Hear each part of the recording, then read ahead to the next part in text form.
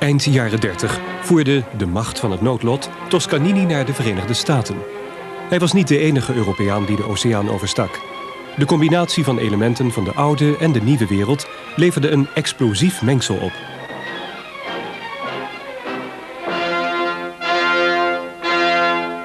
I set out to build an orchestra which would combine the best qualities of the fine European orchestras pre-war period, even pre-First World War period, with the finest qualities of the American orchestras in their best period. That is the impeccable intonation, the impeccable virtuosity, the brilliance, the smoothness of execution, which very often in America was an end in itself.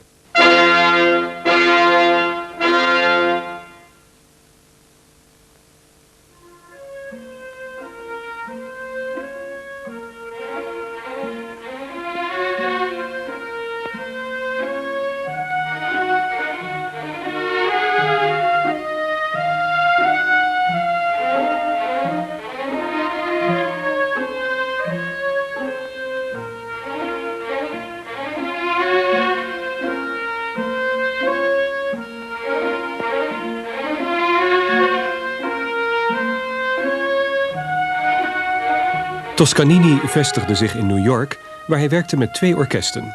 Het New York Philharmonic Orchestra en het NBC Symphony Orchestra. Het NBC-orkest, speciaal voor hem opgezet, was een direct uitvloeisel van de hoge vlucht die de radio in die tijd nam.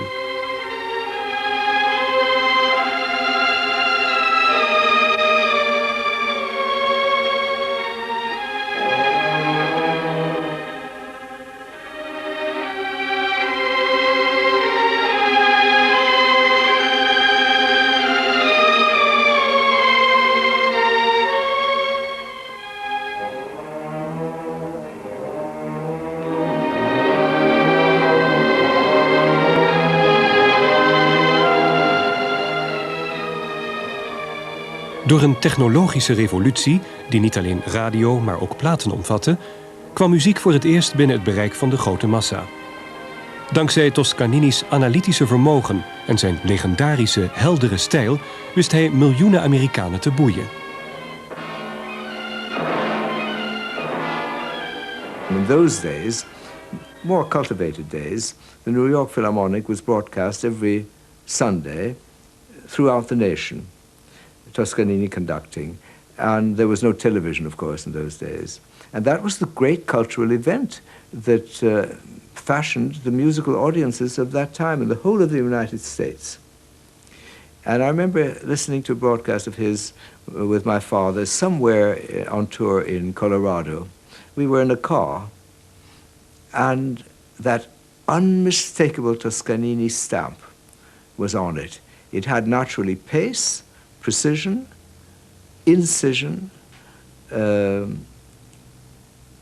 Everything was as sharply defined as you could possibly imagine. That was his greatness.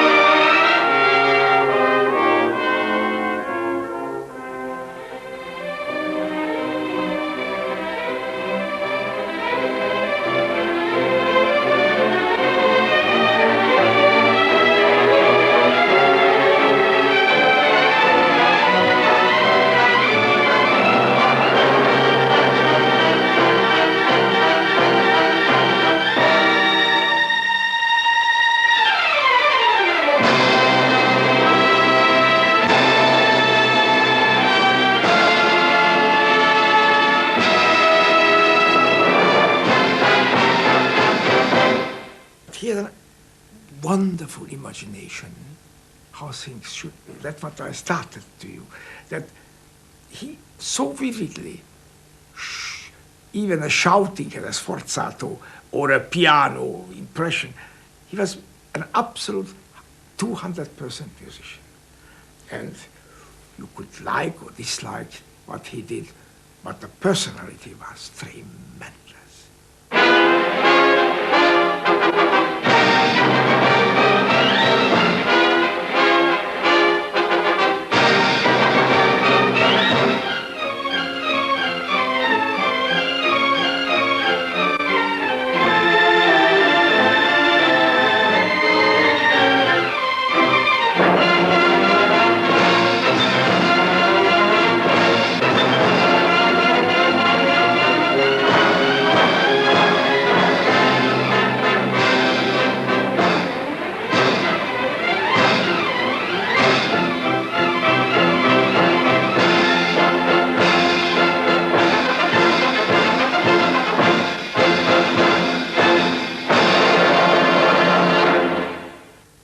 A conductor, very much typically a product of the late 19th century, early 20th century. He was a dictator in the best or the worst sense of the word, which wouldn't be possible today. He couldn't shout a single musician. That wouldn't go, but there's no need today. Toscanini was very much the disciplinarian, and I would say, instead of being an autocrat, he was more a dictator with the orchestra. But they had immense respect for him, and immense love and affection. And it was a marvelous orchestra. So that between his autocratic or dictatorial ways and their love and affection for him, they got along fairly well. Only occasionally would there be one of those famous temperamental outbursts on his part.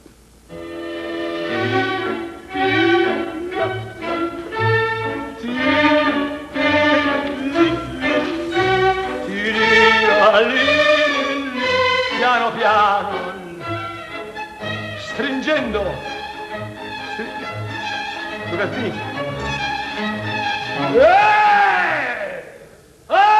contrabbassi, formi e corte note, short note,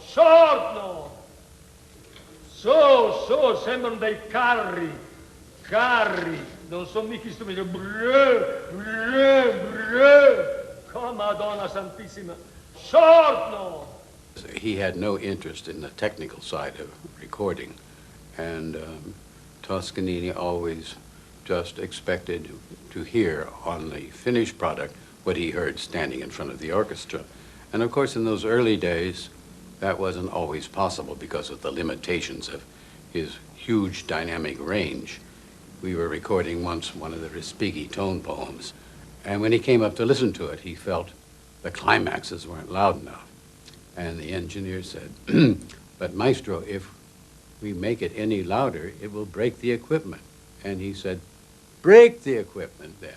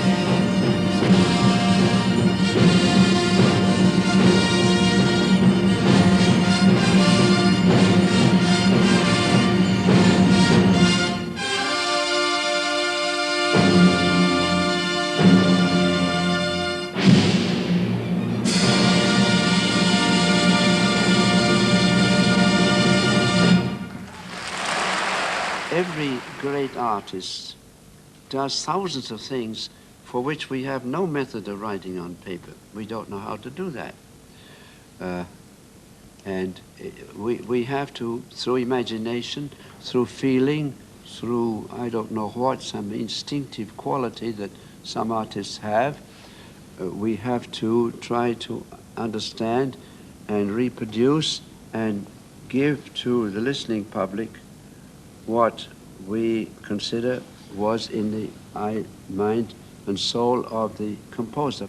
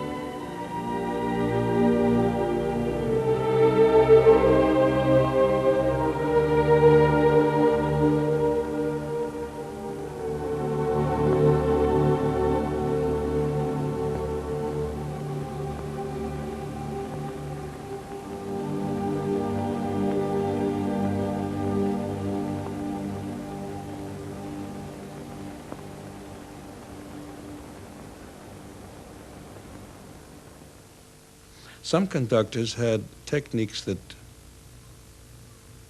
were at best difficult to determine.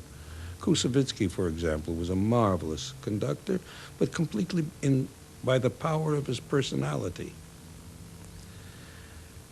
And he did it in rehearsal, searching for ways to make the orchestra reach for something that he could not explain in words.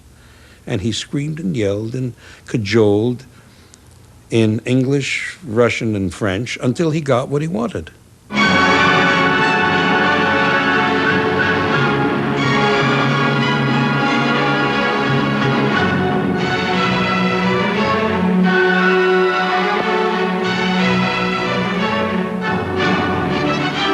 Serge Koesevitski vluchtte na de Russische revolutie van 1917 naar het westen.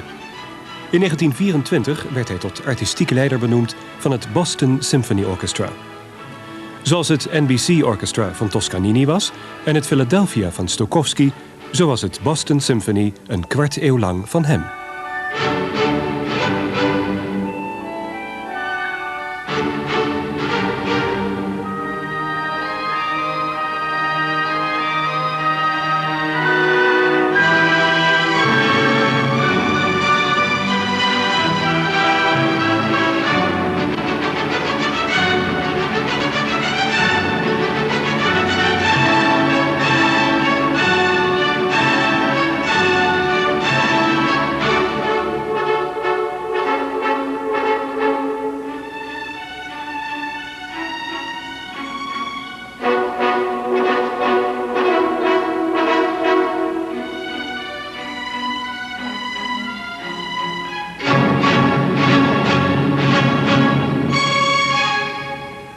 In 1940 zette Koesevitski de Tanglewood Zomerschool op in Massachusetts.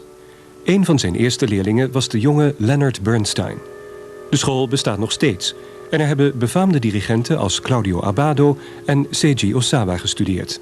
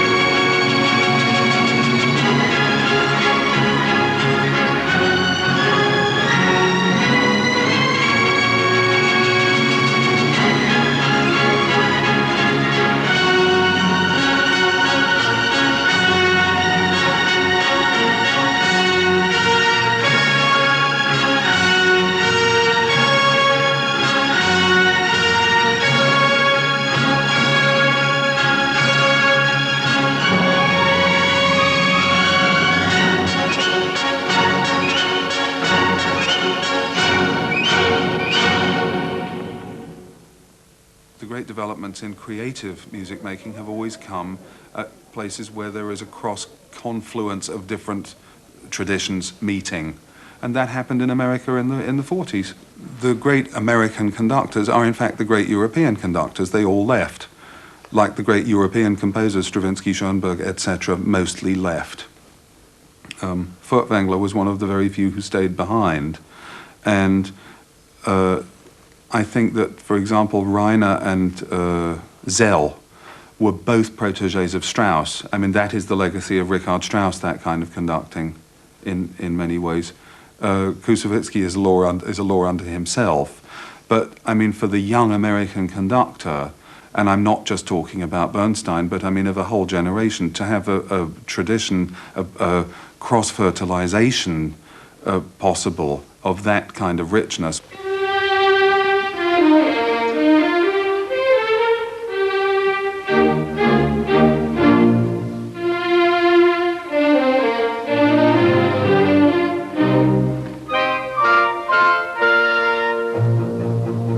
Hollywood was zo gesteld op het culturele cachet van de Europeanen dat zelfs de saaie Fritz Reiner werd overgehaald voor een filmoptreden samen met de vioolvirtuoos Jascha Heifetz.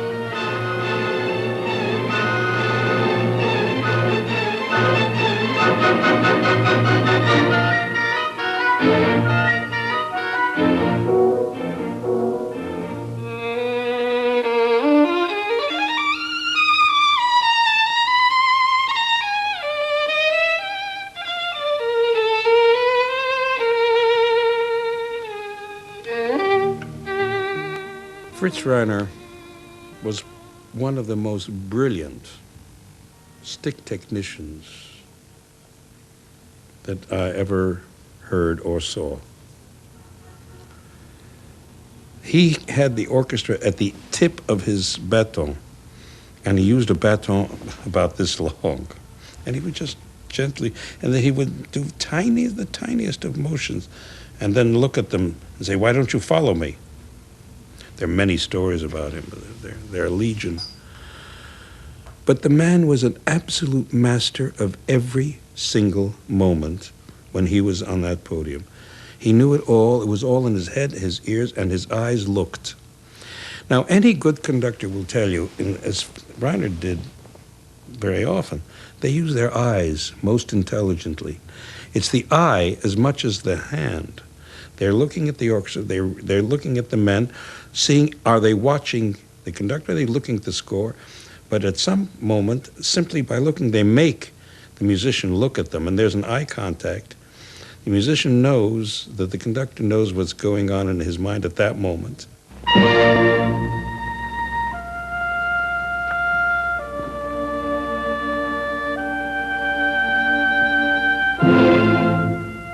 Toen Reiner in 1953 het Chicago Symphony Orchestra overnam, maakte hij er een technisch en muzikaal zeer hoogstaand geheel van.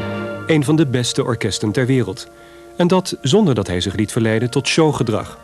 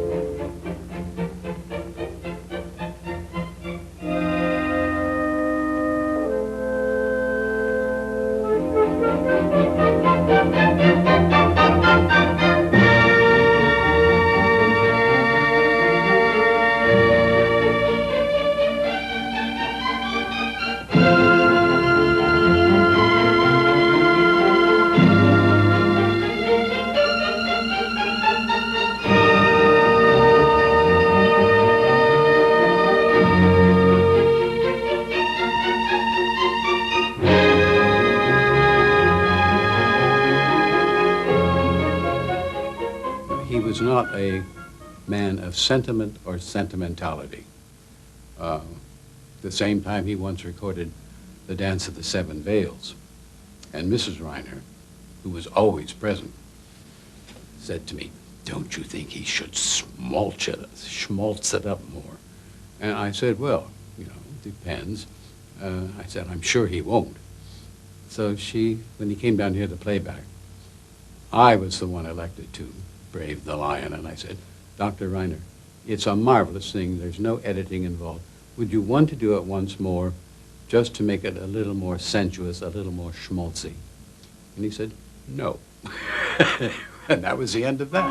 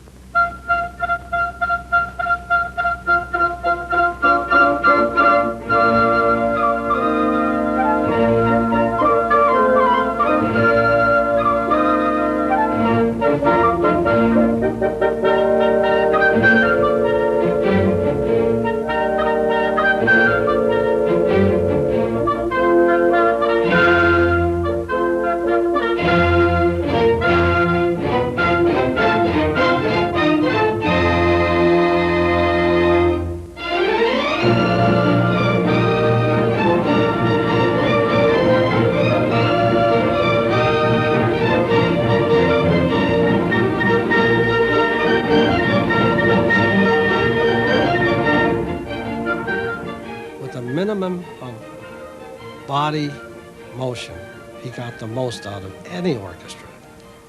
And if you talk to other musicians who played under Fritz Reiner, there was nobody who knew the score better than Fritz Reiner. He was flawless. All he had to do was just look at you. If a horn player made a mistake, he would just look at him. Or if somebody came in wrong.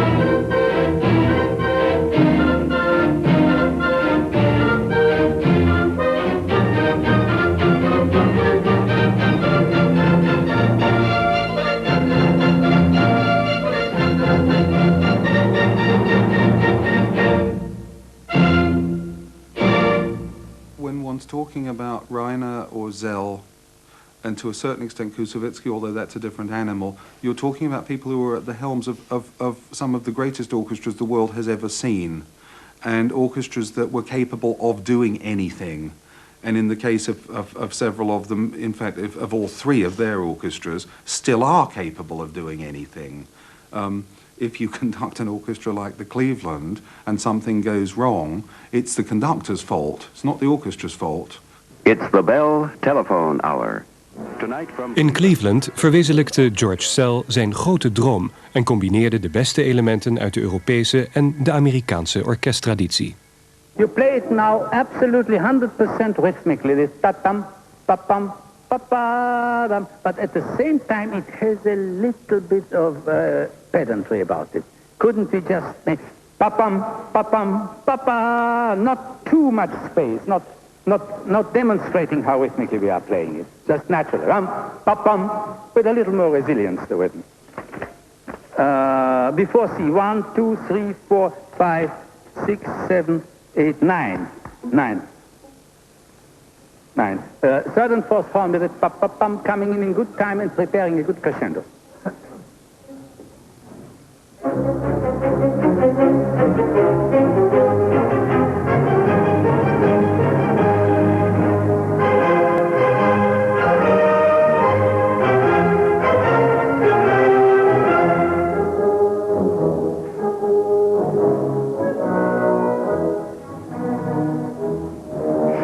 Shadows, long quarter, almost a little too long quarter.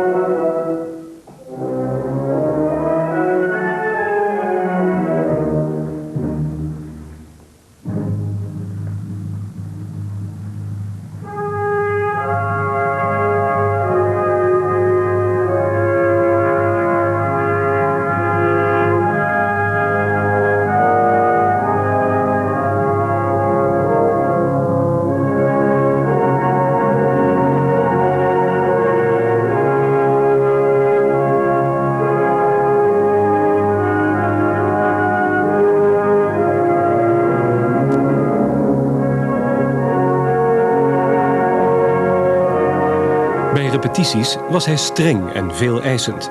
En mede daardoor kreeg hij de naam dat hij keihard was.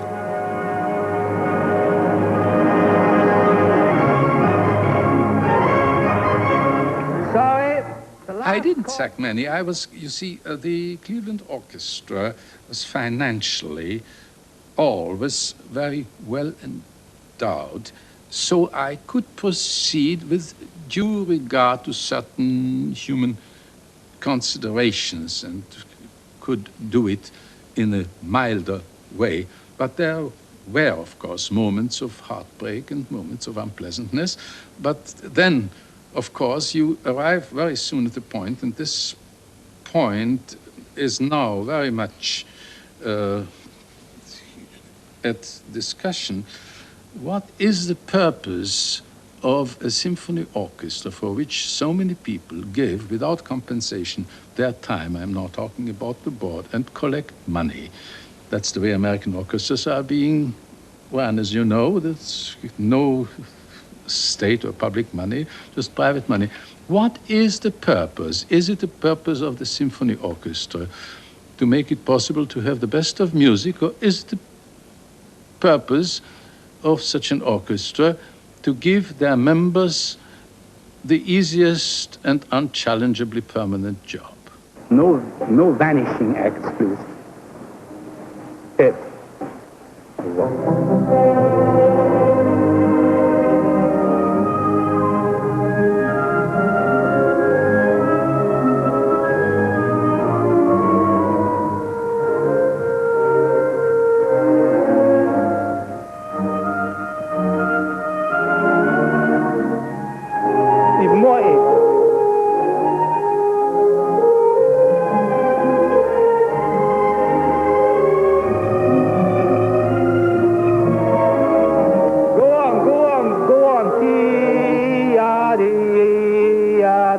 Don't sustain a lump of sound, sustain a dotted half note with the pulse of each quarter inside it.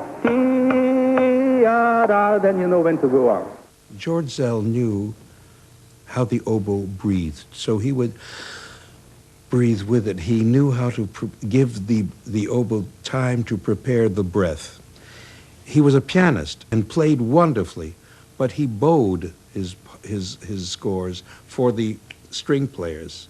Some of them were funny at the time, but they worked musically. He knew how to create the effect that he wanted with an up bow or a separate figure or a legato, whatever the case may be. He knew exactly what he wanted to hear, the kind of articulation or the kind of singing sound that he wanted given that composition, that place. And this is something that the orchestra musicians want to know.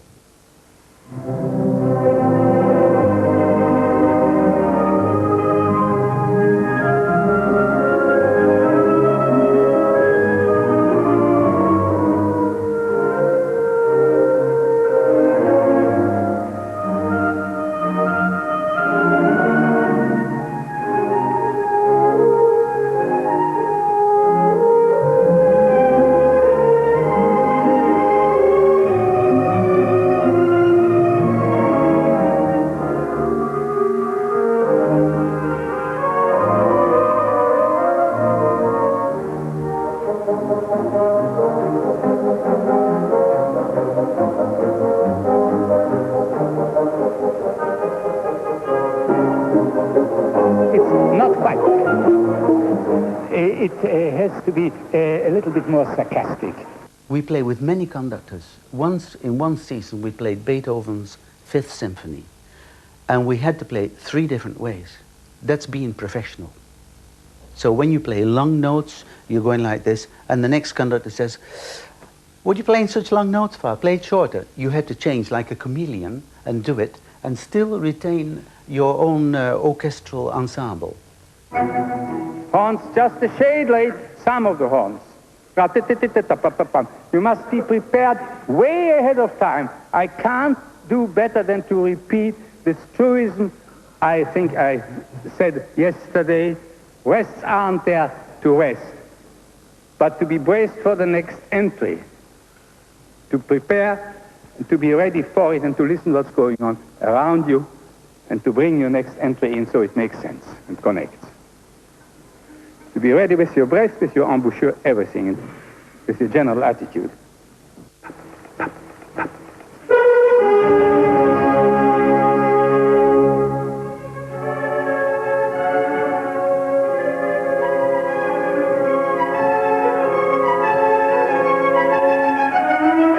The resolution, alive.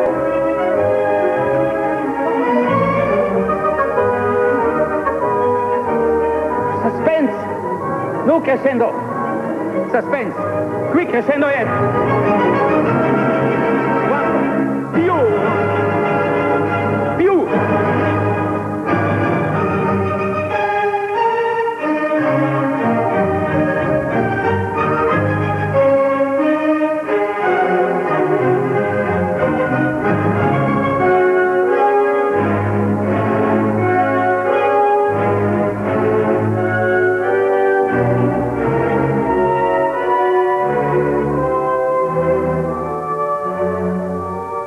One piano, 2, then 1 forte and 2 fortes.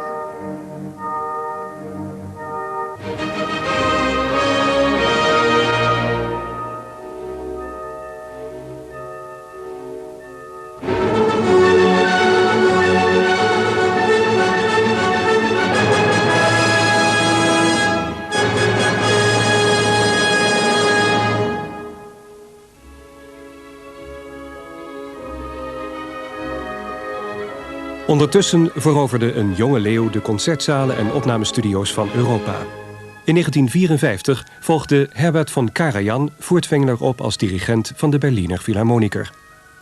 Hij maakte een komeetachtige carrière, geholpen door een enorm ego en door vakkundig gebruik van het nieuwe massamedium televisie. Sommigen aanbaden hem en anderen zetten vraagtekens bij zijn houding tegenover leven en muziek.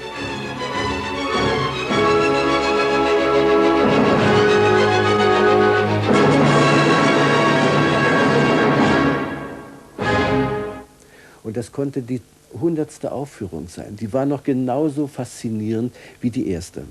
Denn er brauchte sich, er sah sich so als Mittelpunkt und musste da entsprechend sich engagieren für sich selber, für seine Karriere. I confidently feel that for the greater part of public who has never been in a concert hall, they will get the idea. We've made some very queer experiences. First of all, in this time I was with my orchestra with Berlin in Japan. And last time we have been there was just one concert televised for people who were invited. This time, every concert was televised. We have 18 concerts. And the estimate is that 25 million people watch these concerts. There is no getting around the fact this is the future and this is our times. And today it's maybe 25 millions. In 3 years, when we will do the thing from the concert, there will be 200 millions. Karajan war der Erste, völlig anders. Er war nicht auf der Herstellerseite, sondern er war der fantastische Verkäufer. Nicht? Er verkaufte die Musik. Und er verkaufte sich, er verkaufte uns mit. Und das passt in unsere heutige Zeit. Nicht? Und deshalb, das hatten wir gespürt und deshalb wollten wir ihn auch haben. Nicht? Weil wir ganz deutlich wussten, wir haben jetzt damals unendlich viel Schönes kennengelernt. Auch Karajan wollte dieses Orchester haben, weil dieses Orchester den Klang Furtwänglers in sich trug.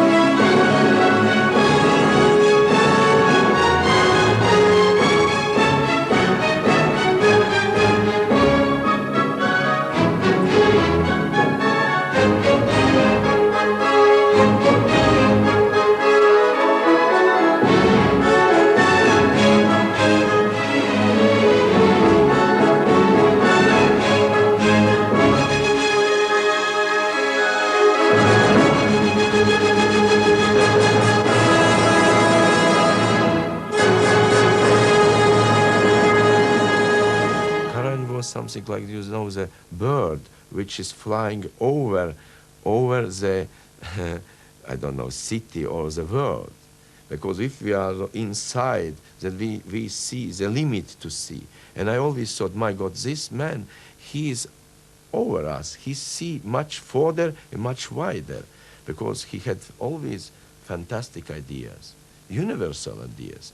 I got the impression in the concerts that I attended of Karajan towards the end of his life that there was something almost evil in the way that he exerted the power, and that was to the detriment of the music. That there were no surprises, there were no moments of joy.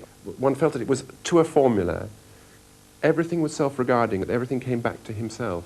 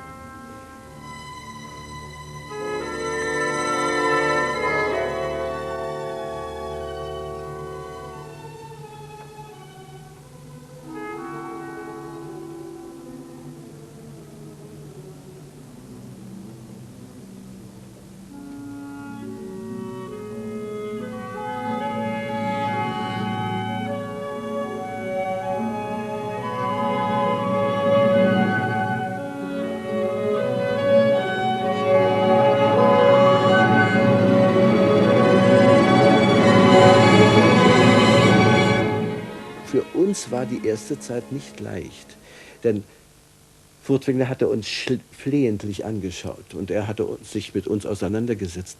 Und jetzt plötzlich wurden wir keines Blickes mehr gewürdigt. Nicht? Die Augen waren geschlossen und er stand dann so vorn und dabei nun diese glutvolle Musik dagegen setzen, nicht? Wenn man nicht angesprochen wird von dem Partner. Das war im Anfang sehr schwierig für uns. Später haben wir dann uns immer mehr aufeinander eingestellt. Karajan sich auf das Orchester und das Orchester auf ihn, sodass wir dann damit umgehen konnten.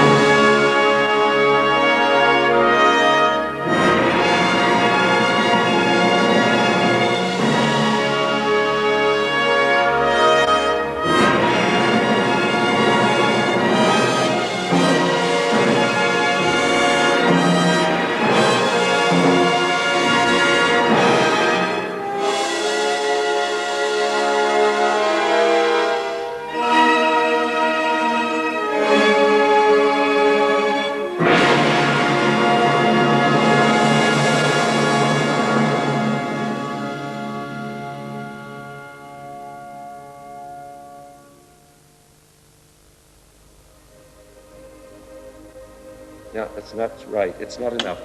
You must, I mean, please, almost no bow. I mean, just like breathing on the string, but an enormous left hand. I know it goes against your grain as a solo violinist to do that, but you must, to get this sonority of voices. It's got to be singing. It can't be just string playing. A huge proportion of what's necessary is simply a giant personality and the ability to be an extraordinary psychologist. Not by studying psychology at a university or something, but just by simply knowing the animal that you're dealing with so well that they know that there's no point in them resisting.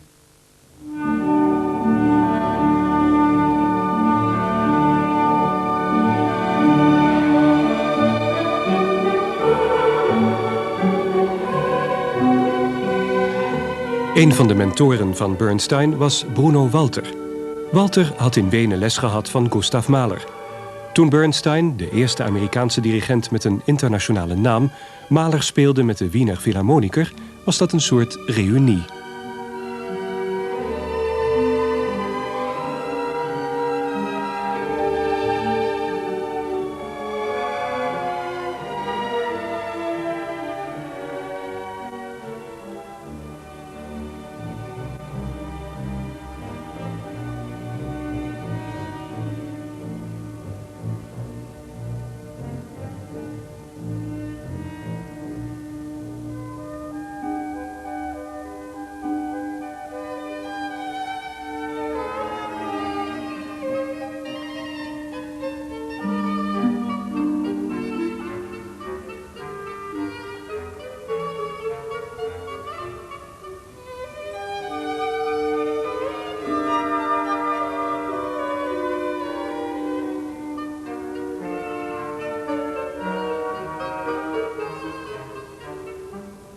He was a fantastic musician.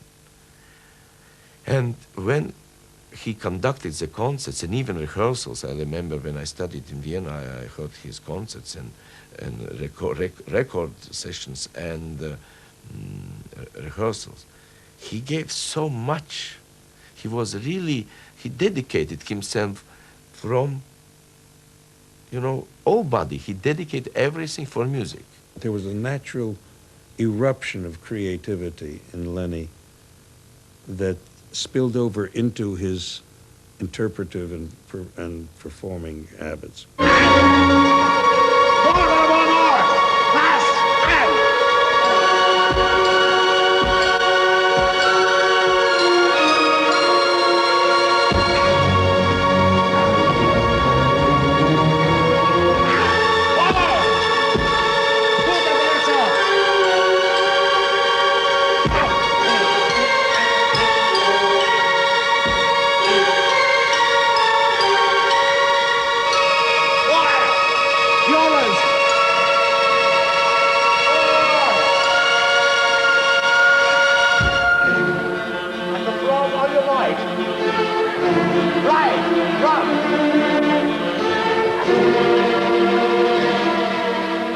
He was not to everybody's taste always, and he did tend to over-gild the lily once in a while, but so wonderfully and so gloriously. He gave of himself, and he created this wonderful palace of sound and ideas and emotion, sheer emotion.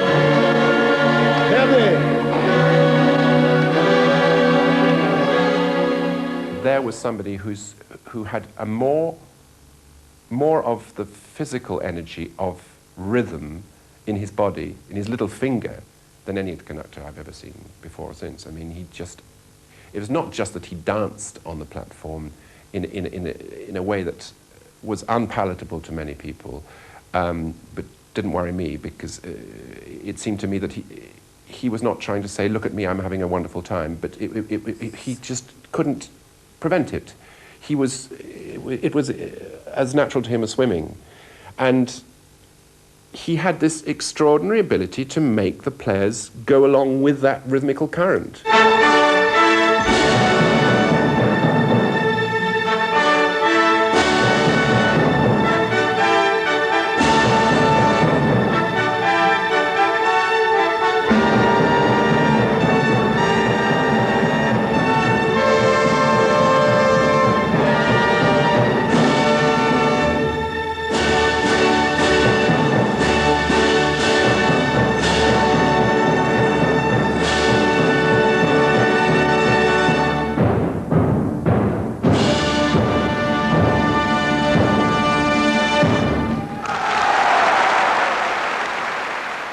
Exact of losjes, flamboyant of beheerst, Bernstein wilde altijd de schakel zijn tussen luisteraar en muziek.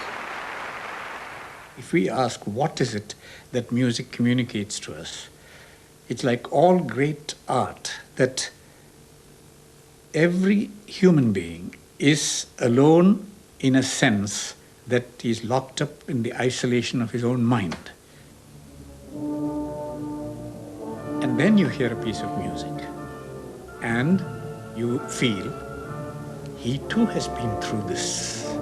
And it's almost as if the musician is saying to you, you're not alone, I am with you.